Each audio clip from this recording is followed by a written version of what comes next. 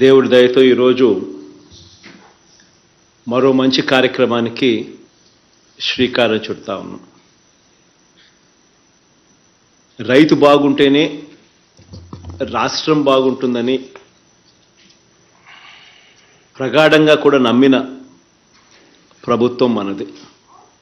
అందుకే 57 నెలల్లో వేసిన ప్రతి అడుగు కూడా రైతు బాగుండాలని, రైతు కూలీ బాగుండాలని మనసా వాచ కర్మన ప్రతి అడుగు కూడా అదే డైరెక్షన్లో వేస్తూ వచ్చాం. ఈరోజు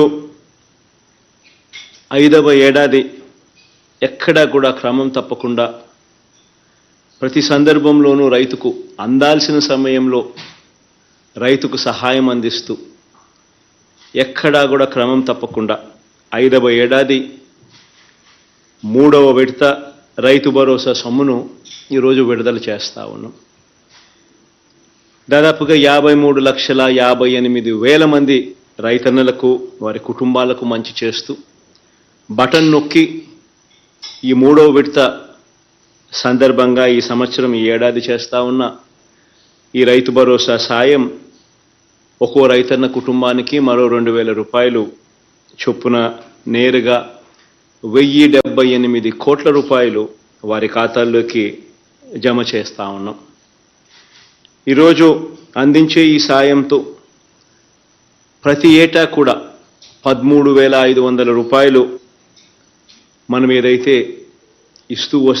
ఇస్తూ వచ్చామో ఈ 5 సంవత్సరాలలో ప్రతి రైతు కుటుంబానికి ఒక రైతు పక్షపాత ప్రభుత్వంగా ఈ 5 సంవత్సరాలు క్రమం తప్పకుండా 13,500 రూపాయలు ఇంటూ 5 సంవత్సరాల కింద 67,500 రూపాయలు ప్రతి రైతన్నకు ఇచ్చినట్టు అవుతుంది.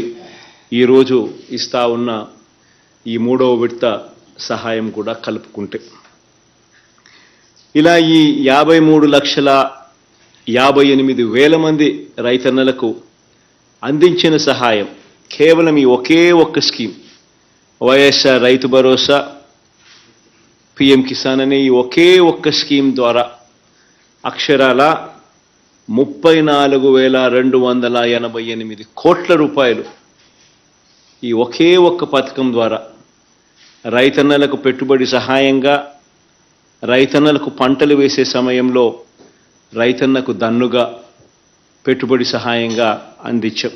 ఈ ఒకే ఒక్క కార్యక్రమం ద్వారా జరిగిన మంచి ఇది ఎందుకంత అవసరము, ఎందుకంత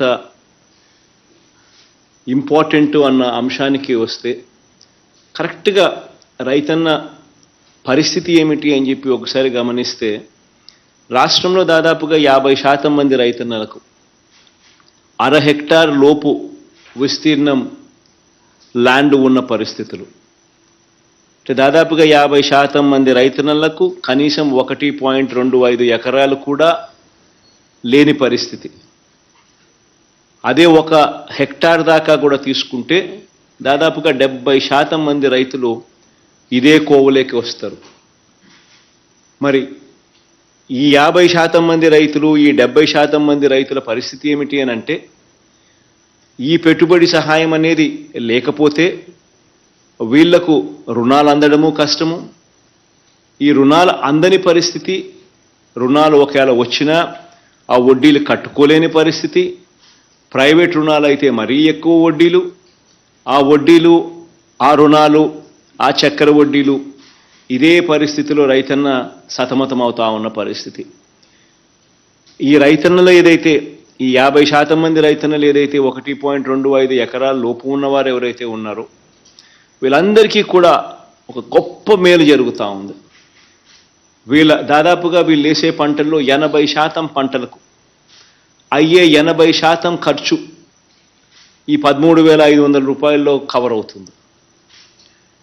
దాదాపు 80% ఖర్చు 80% పంటలకు ఈ 13,500 రూపాయల్లో కవర్ అయ్యే ఒక గొప్ప అడుగు ఈ 57 నెలల కాలంలోనే మన ప్రభుత్వం వచ్చిన తర్వాతనే జరిగింది అని చెప్పడానికి ఒక రైతు పక్షపాత ప్రభుత్వంగా, మరీ ముఖ్యంగా పేద రైతుల పక్షపాత ప్రభుత్వంగా గర్వపడతా ఉన్నానని చెప్పి కూడా ఈ సందర్భంగా చెప్తా ఉన్నా.